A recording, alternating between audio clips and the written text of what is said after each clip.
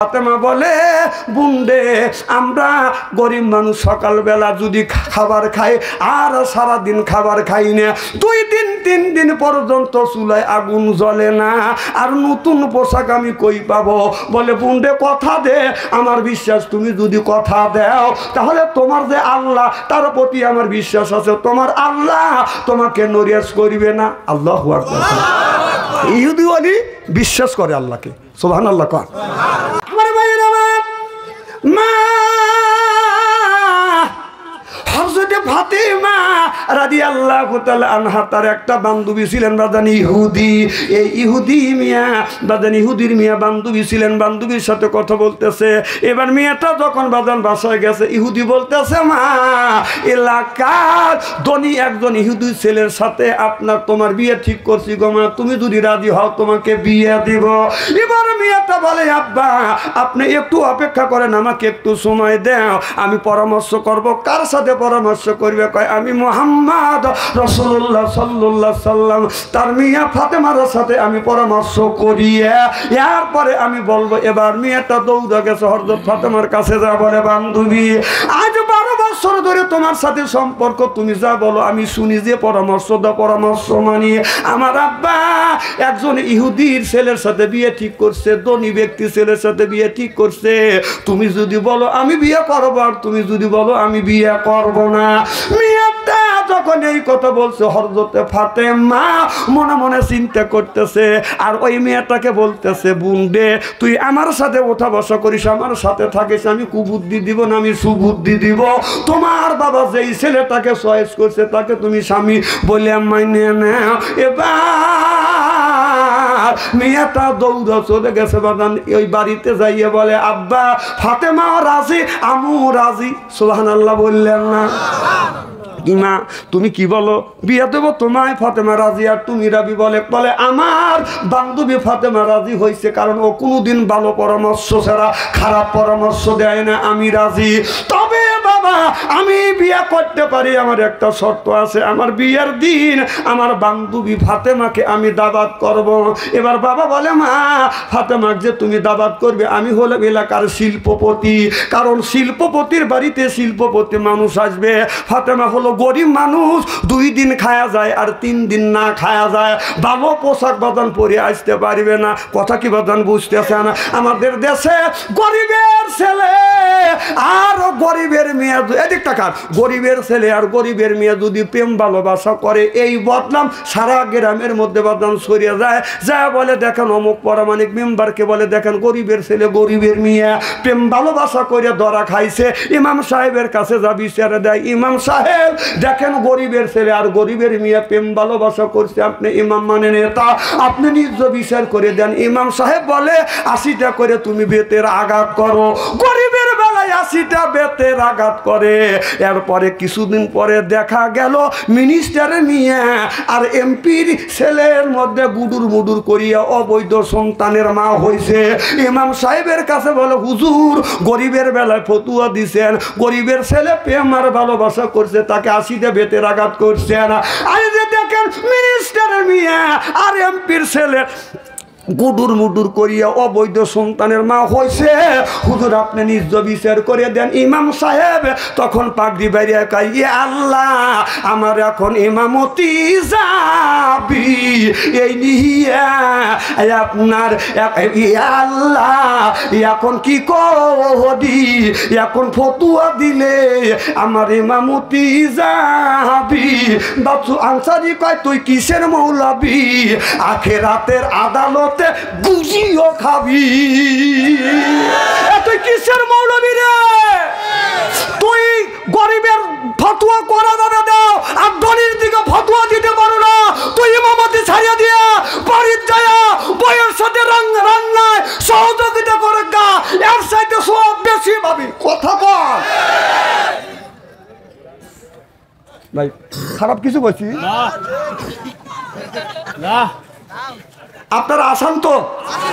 নারায়ে তাকবীর। আচ্ছা আমার সাথে আখিরে মনোদাত করিয়া যাওয়ার মন মানুষতা কার কার আছে, আমি তাকবীর দেব, একটা হাত তুলে দেখান। নারায়ে তাকবীর। হাত টান টান করেন। আমি মুসাফির মানুষ, শোনেন মুসাফিরের দোয়া আল্লাহ কবুল করে 100%, মায়ের দোয়া 100%। আর হবে কোন দেন হাত তুললো না কেন দেখেন তো, যে হাত তুললো না বুঝতে হবে ওই দলের লোক। হাত নামান। আমার ভাইয়ের আমার ভালো করে লক্ষ্য করে শুনুন, ওই যে একই দিনে দুইটা মিয়া বিয়ে হয়েছে, ভুল কমে ছোট মিয়া বড় দামের ঘরে, বড় মিয়া ছোট দামের ঘরে, মনে আছে? এই যে 4টা বউ তালাক হয়ে গেছে, সব বলে তালাক হয়েছে, আর বউ도 বলে তালাক হয় নাই। আল্লাহর ওলি ইমামে আজম আবু হানিফা রহমাতুল্লাহ আল্লাহ বিচার করবে, এই বিচারটাকে শুনবেন। আল্লাহু আকবার কর। আর এই যে ফাতেমা কথা মনে আছে? আর এখানে আল্লাহ বললেন ওয়াজা আল্লাহ লিল মুত্তাকিনা ইমামা, একটা নেককার পরহেজগার ইমাম বানাও। কথা কার? ওইদিকে বাদাম যেতে চাই না। এবার ইহুদি ব্যক্তি বলতেছে মারে ফাতেমা আমাদের বাড়িতে আসবে, তবে গরিব মানুষও কি পরে আসবে? নোংরা পোশাক পরে আসবে। একটা শর্ত দেব মা, ফাতেমা যদি নতুন পোশাক পরে আসে তাহলে আমার বাড়িতে আসবে, তাছাড়া কিন্তু আসতে পারবে না। এবার মেয়েটা দৌড়া হযরত ফাতেমার কাছে যা বলতেছে, বুন্ডে আমার আব্বা বলেছে আমার বাড়ি তোমার দাওয়াতে যাইতে হবে, তবে একটা শর্ত। বলে কি শর্ত? শর্ত হলো তুমি নতুন পোশাক পরে তোমার পরিধান করে যাইতে হবে। ফাতেমা বলে বুন্ডে আমরা গরিব মানুষ সকালবেলা যদি খাবার খাই আর সারাদিন খাবার খাই না, 2 দিন 3 দিন পর্যন্ত চুলায় আগুন জ্বলে না, আর নতুন পোশাক আমি কই পাবো? বলে বুন্ডে কথা দে, আমার বিশ্বাস তুমি যদি কথা দাও তাহলে তোমার যে আল্লাহ তার প্রতি আমার বিশ্বাস আছে, তোমার আল্লাহ তোমাকে নরিয়াজ করবে না। আল্লাহু আকবার। ইহুদি ওলি বিশ্বাস করে আল্লাহকে। সুবহানাল্লাহ কর। এবার ফাতেমা সিজদা দিয়ে আল্লাহর কাছে যখন চাইছে, আল্লাহ আমি বান্ধবীর বাড়ি যাব, আমার বাবার কাছে জামা চাইবো, আল্লাহ আমি তো জানি আমার বাবার কোনো টাকা নাই, পয়সা নাই, আজ 2 দিন ধরে আমাদের বাড়িতে আগুন জ্বলে না মাওলা, মাত্র খেজুর খাইয়া, একটা খেজুর খাইয়া পানি খাইয়া সারাদিন কাটাইছি, আল্লাহ আমরা রাগ করি নাই, তোমার শুকর আদায় করতেছি। আমার বান্ধবীর বাড়ি যাব, আল্লাহ নতুন পোশাক আমি কই পাবো? আল্লাহ তুমি নতুন পোশাক দাও। হযরত ফাতেমা নামাজ পড়ে বাদান আপনার গাটটা ঘুরাইয়া দরজার দিকে ছায়া দেখে 2টা ব্যাগে বাদান 2টা পোশাক। চিল্লাকান আল্লাহু আকবার। ফাতেমা এই 2টা পোশাক নিয়ে দৌড়া বাবার কাছে গেলেন, আল্লাহর নবীর কাছে যা বলেন আব্বা আমি নামাজ শেষে দেখেন এই ব্যাগের মধ্যে কি? আমার নবী এই রকম করে বাদান টান দিয়ে দেখে 2টা পোশাক, কিন্তু পোশাকের ভিতর থেকে জান্নাতের ঘ্রাণ পাওয়া যায়। সুবহানাল্লাহ। এবার আমার নবী বলে মা ফাতেমা এই জিনিসটা কই পাইলে? মা আমি জান্নাতের ঘ্রাণ পাচ্ছি, যেই জান্নাতের ঘ্রাণ পাইছি আমি আল্লাহর আরশে আজিমে যাইয়া। আল্লাহর নবী যখন আল্লাহর সাথে বাদান দেখা করবার জন্য যখন গেছে, সামনাসামনি বাদান দেখা করেছে তেরে, আর সামনাসামনি বাদান দেখা করেছে, আর যখন জাহান্নাম দেখছে, জান্নাত দেখতে বাদান যাইয়া আপনার জান্নাতের ঘ্রাণ পাইছে। বলে মা এই পোশাক তো দুনিয়ার সাধারণ দোকানের পোশাক না মা, এটা হলো আল্লাহর জান্নাতের পোশাক। ও বাবা আমি নামাজ পড়ে আল্লাহর কাছে চাইছি, আল্লাহ আমাকে দিছে আমার বান্ধবীর বাড়িতে যাব। আল্লাহর নবী বলে মা আল্লাহ যদি দিয়ে থাকে তুমি তোমার বান্ধবীর বাড়ি পোশাক পরে যাও। হযরত ফাতেমা রাদিয়াল্লাহু তাআলা আনহা বাদান বান্ধবীর বাড়িতে পোশাকটা পরিয়া যখন যাবে, এমন সময় আমার নবী বলল মা পুরুষের মধ্যে তুমি যাও না রে মা, নারীদের মধ্যে তুমি থাইকো, পুরুষের মধ্যে তুমি যাও না, তুমি কিন্তু নবীর বিটি ফাতেমা। আমাদের দেশে নিয়ম আছে নারী পুরুষ একসাথে বাদান খাইবার দেয়, বিয়ে বাদিতে সুন্নাতে খাতনাতে মুসলমানিতে একই প্লেটে অমি পুরুষ আর একজনের বউ খায়। আচ্ছা বউ যখন রাস্তা দিয়ে যাবেন, বউ সামনে রাখবেন না পিছনে রাখবেন? কোথায় রাখবেন? কি কারণ কোথায় রাখবেন? তাহলে পিছনে রাখা যাবে, তাহলে বউ রাখতে হবে কোথায়? সামনে। আর পিছনে যদি রাখেন বউ কিন্তু নিরাপদ পাবে না। কথা কয় না। আচ্ছা আপনারা সামনে নিবেন না পিছনে নিবেন? আচ্ছা যখন পিছনে ঘুমাতে দেবো বউকে বাম পাশে রাখবেন না ডান পাশে রাখবেন? হ্যাঁ যেদিক খুশি সেই দিক।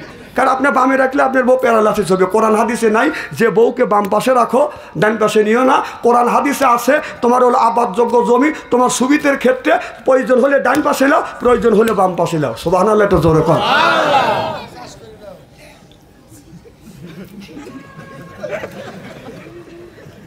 তো কি স্ত্রী হয় নাই? কি ভাই খারাপ লাগতেছে নাকি? বাজান আমার ওয়াজের মধ্যে শিক্ষা আছে, টেল টেলে আমি ওয়াজ আমি করি না। অনেক মহিলা মারা যায়, অন্য স্বামী, তার স্বামী মারা গেছে, মহিলার স্বামী মারা গেছে, পাড়া প্রতিবেশী আর একজন মহিলা এসে তাড়াতাড়ি লাখ অবেল খোল। না না, আপনি লাখ অবেল খোলার কে? লাখ ফুল খোলার কে আপনি?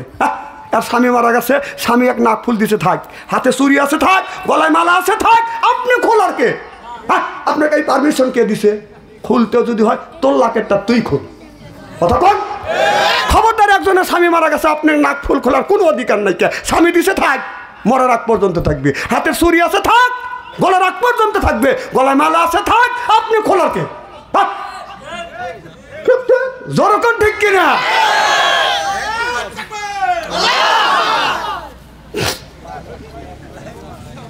খুব খারাপ লাগতেছে মনে হয়। মার হবে একটা জোরে কর। আমার ভাইয়ের আমার, এবার হযরতে ফাতেমা বান্ধবীদের সাথে বান্ধবীর বাড়িতে গেছে। যাওয়ার পরে বাদান খাবার দিয়ে যখন ভিতরে যখন ঢুকছে, বলে ফাতেমা এত সুন্দর পোশাক তুমি কই পাইলে? জায়গায় জায়গায় বাদান চুমকি লাগানো জান্নাতের পোশাকে দেখলে বাদান চোখ দাঁড়ানো। বলে ফাতেমা আমরা এত ধনী ধনী মানুষের মেয়েরা আসছি, এই দেশের বড় বড় মার্কেট থেকে আমরা মার্কেট করছি, তোমার মতো এত সুন্দর আমরা এত দামি শাড়ি পরি নেই। এই শাড়ি তুমি কোন মার্কেট থেকে কোন দোকান থেকে কিনছে? না, হযরত ফাতেমা বলে এমন একটা দোকানে কিনছি, ওই দোকানের নাম হলো জান্নাতুল ফেরদাউস। সুবহানাল্লাহ।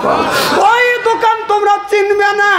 বলে ফাতেমা ওই দোকানের নাম কি? কয় মার্কেটের নাম হলো জান্নাতুল ফেরদাউস। কয় জান্নাতুল ফেরদাউস কোন দেশের মার্কেট? কয় এটা এই দেশের মার্কেট না, এটা হলো আমার আল্লাহর দেশের মার্কেট।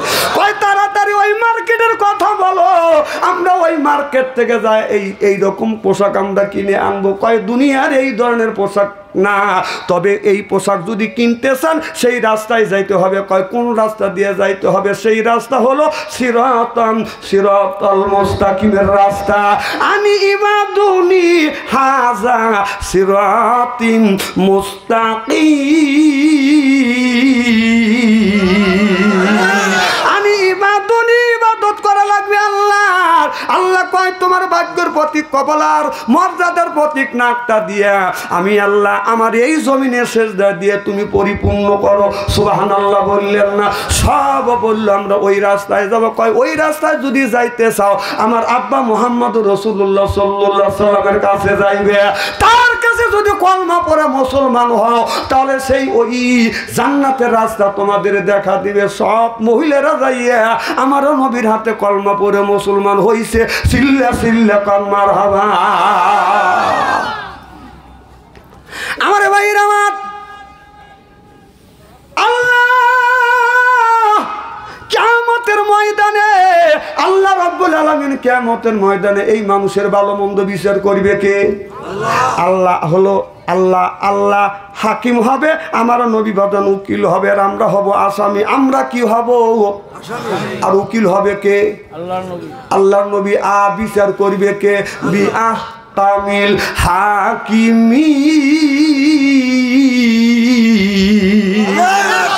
আল্লাহ উত্তম বিচারক হবে আর আমরা আসামি হব, আর নবী উকিল হইয়া বাজান বিচার করবে। আল্লাহ আমার মুকুতার, আল্লাহ আমার বারিস্টার, আখিরাতের আদালতে নবী আমায় করবেন পার।